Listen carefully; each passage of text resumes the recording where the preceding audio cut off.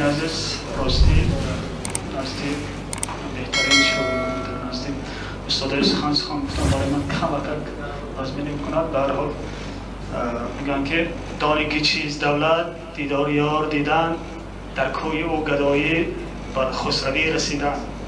از جان طمع بریدن آسان بود ولیکن از دوستان جانی مشکل توان بریدن.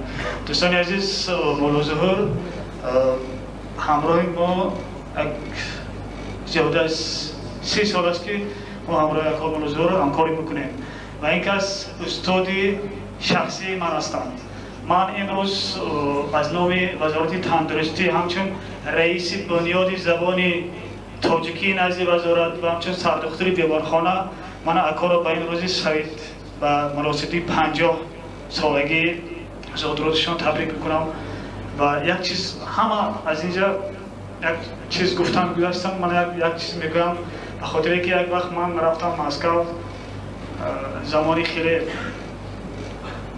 چی بود زمانی خیلی وضعیت اقتصادی خیلی تنگسی میکشیدن دخترها.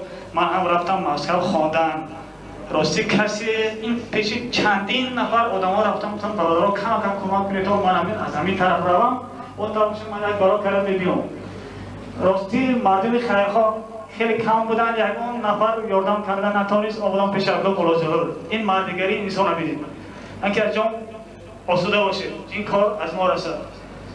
تم میرید مسکو، از مسکو فلان تلفن میکنید، از همونجا برای شما برای برگشت آمدن همون کمک خرجی یافته میتونن و در حقیقت سخنهای اکا مولا ظهور راست بودن. من رفتم مسکو، اون نفرهای دیدم، اون نفرها برای برگشتن من خوانده تمام کردم، برای برگشت آمدن برای من کمک کردم و این مردگری است اکا. در همین شرایط و در همین زندگی نه اینقدر خوب فقط همین مردای بزرگ میتوانند دستگیر ملت تاجیک، دستگیر فرزندای تاجیک باشند و من اکا رو به این روزی سعید تبریک میکنم. خواهان آنم که خدا اگر نصیب کند همین اهل دولتی 100 سالگی شما در همین تالار با راهبری راوی بهترین ما عاتق قادر جشن گیریم. سلامت باشید.